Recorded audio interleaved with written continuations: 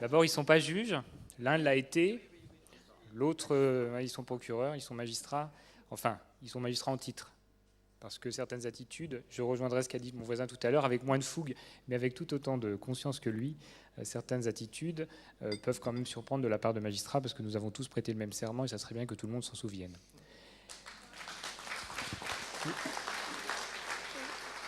Je suis là, moi je suis content d'être là, je suis content qu'on m'ait invité.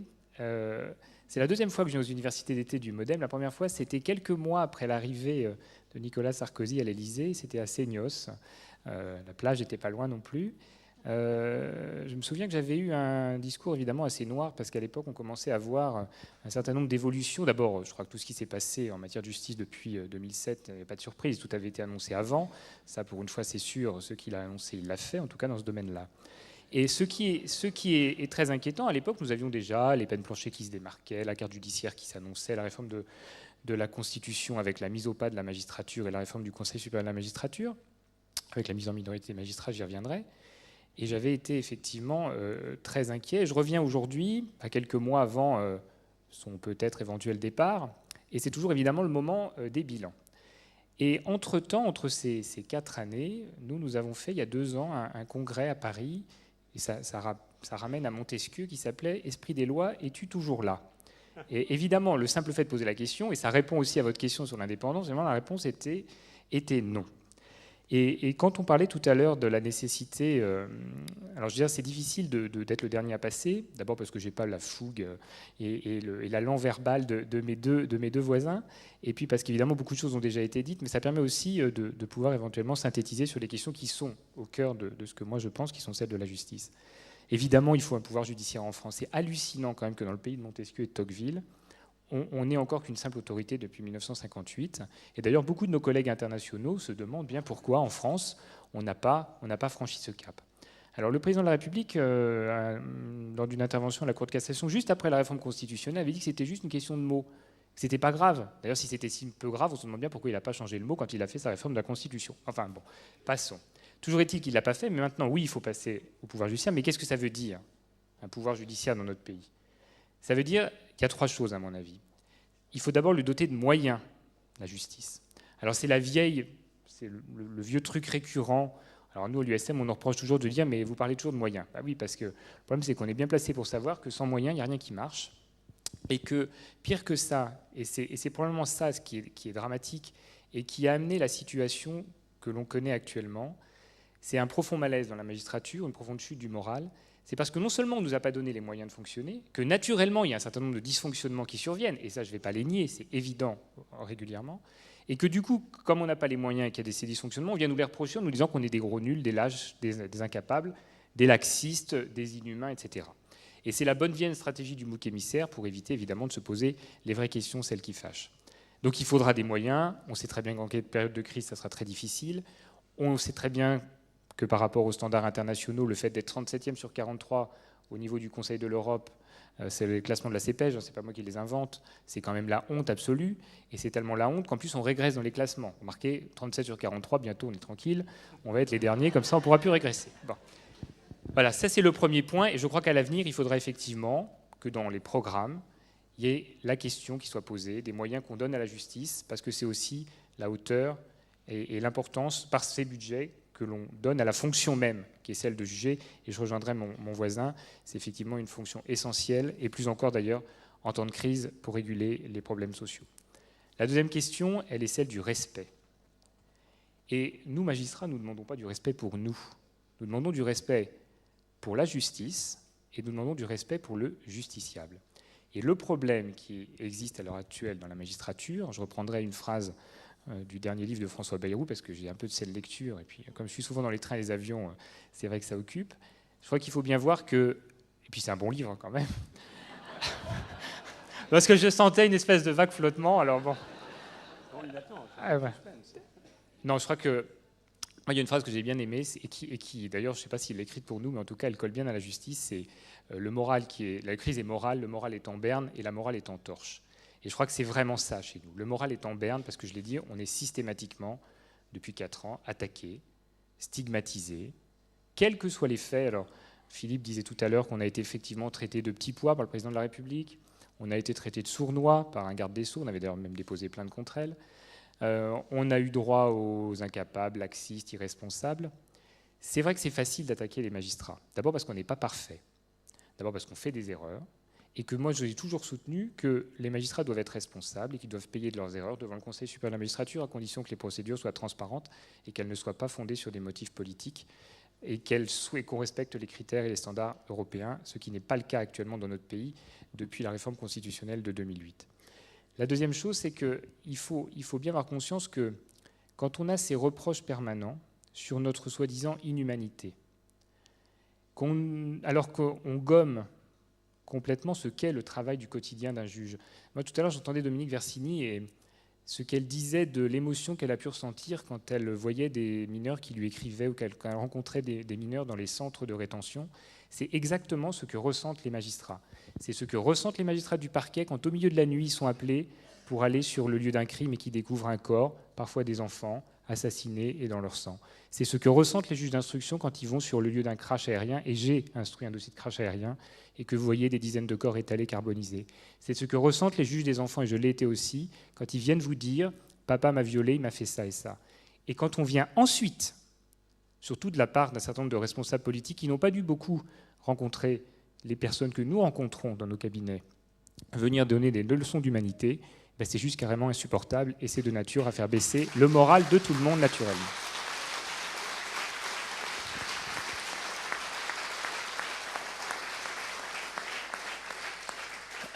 Quant à la morale, alors je sais que d'habitude c'est un thème de droit, ça, morale et droit, morale et justice, comment ça marche? Alors, il y a deux exemples récents quand même qui posent question pour la morale dans notre pays. Ce sont les affaires Tapie-Lagarde à côté et les affaires Woerth-Bettencourt de l'autre. Alors l'affaire Tapie-Lagarde, tout à l'heure François Bayrou disait que c'était le plus grand scandale de la Ve République, je ne sais pas, je lui laisse ces mots et puis on verra, il y a effectivement des procédures en cours. Mais moi j'avoue que j'étais stupéfait d'entendre le ministre des Finances de l'époque nous expliquer, après une cassation avec renvoi, favorable à l'État, qu'il fallait pour faire des économies en frais d'avocat, faire un arbitrage qui conduit à donner 450 millions d'euros à peu près, je crois, 403 à M. Tapie. Alors, sauf à ce que les honoraires d'avocat aient beaucoup augmenté ces dernières années, dans ce cas-là, je pense que je vais changer de métier. Deuxième point, l'affaire Woerth-Bettencourt, je crois qu'elle est tout à fait symptomatique, en tout cas la façon dont elle a été traitée, de ce que nous ne devrions jamais voir dans une démocratie mature et irréprochable que devrait être la démocratie française. On a d'un côté quand même, bon, de toute façon, je reviens à votre question, Mme Griesbeck, sur le juge Courroy. On a un procureur qui est nommé contre l'avis du Conseil supérieur de la magistrature en mars 2007, juste avant l'élection présidentielle, dans le département qui est celui du président de la République qui allait être élu. Ce procureur se clame partout qu'il est un ami proche du président de la République. On apprend à l'occasion d'un certain nombre d'affaires qu'il est en contact direct avec l'Élysée, ou en tout cas la cellule qui existe à l'Élysée, Patrick Ouart, pour ne pas le cacher, à l'époque, et puis probablement son successeur, et qu'il est en lien direct et que toutes les procédures qui existent habituellement de relations hiérarchiques entre le procureur général, la direction des affaires criminelles et grâces et le cabinet du ministre sont court-circuitées. Et on apprend que le même procureur, comme d'autres à la DCRI, font des écoutes un peu sauvages quand même, en tout cas récupèrent des fadettes, sur des journalistes. On apprend que ce procureur, quand même, et on le sait, en tout cas moi qui suis un proche d'Isabelle Prévost-Després, qui était la seule juge indépendante dans ce dossier à essayer d'avoir fait son travail, qui a quand même été un peu entravé, on apprend que le procureur en question a essayé quand même par tous les moyens de la débarquer, d'abord par une fausse procédure disciplinaire fondée sur des rumeurs, ensuite par les fameuses fadettes qui ont abouti à son dessaisissement. Eh bien, à Nanterre, ce qui se passe, c'est que il est possible que ce procureur ait une promotion, et il est possible que la juge en question, qui certes a dit dans un livre peut-être qu'il ne fallait pas dire parce que le devoir de réserve existe pour les magistrats et qu'on n'a pas le droit de tout dire, sauf moi parce que je le dis en tant que président de l'USM et qu'à ce titre, je suis libre. Et puis il y a Philippe Bilger parce que dans 15 jours, il est en retraite et qu'il a le droit de tout dire. Eh bien, la morale là-dedans, c'est que l'un va peut-être être promu et l'autre va être sanctionné et que moi, je trouve ça profondément honteux. Voilà. Ça, c'est dit.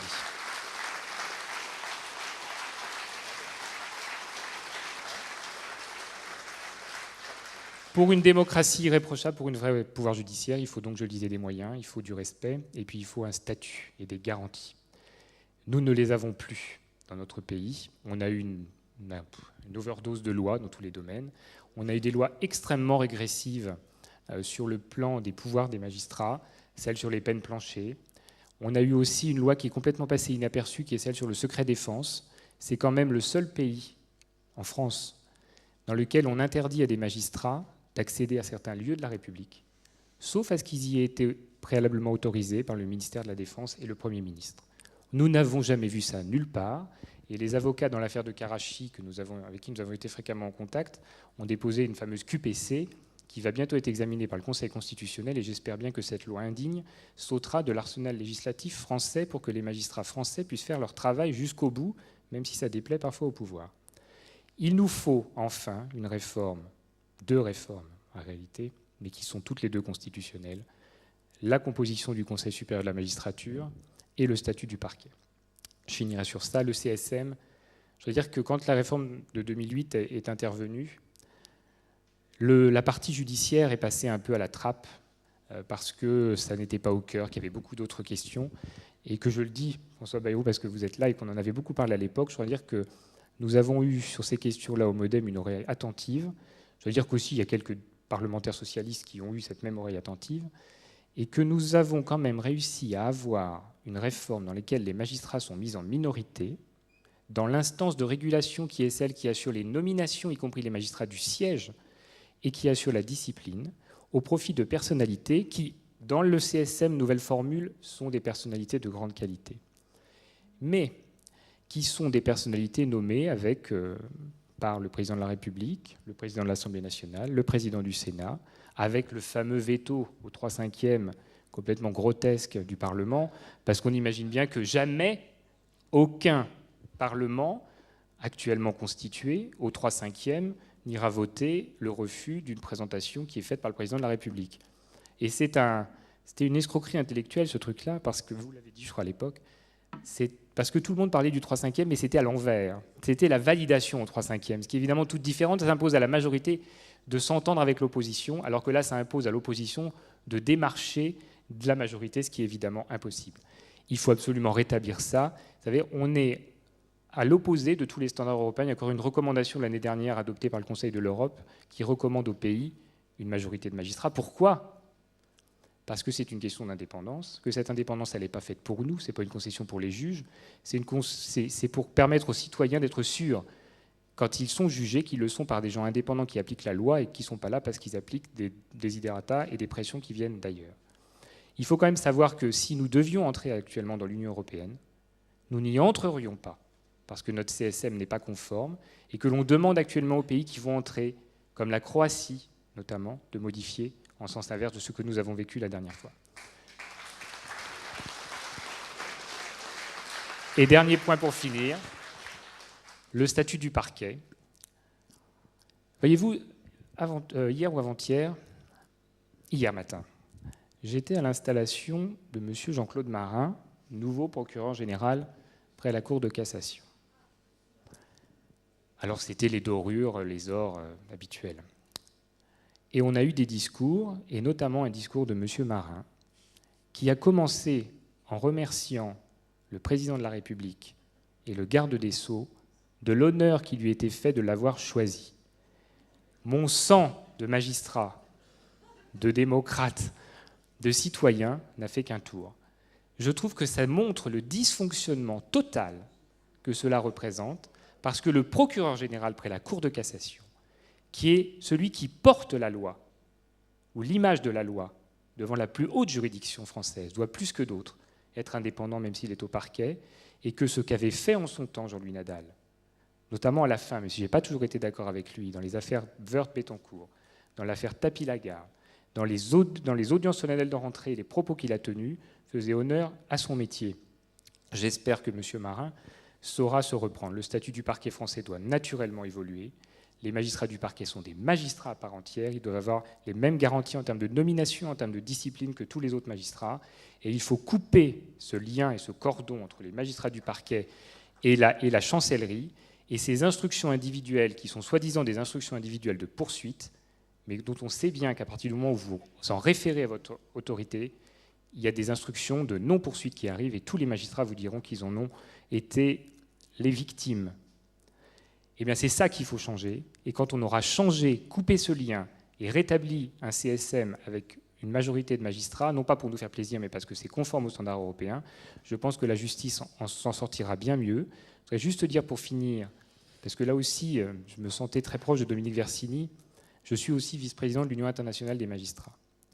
Quand on a eu ces réformes en France qui mettaient au pas, qui caporalisaient la justice, j'ai beaucoup de mes confrères, mes collègues africains qui sont venus me voir dans les congrès internationaux qui me disaient « mais battez-vous. Battez-vous pour vous et puis battez-vous pour nous.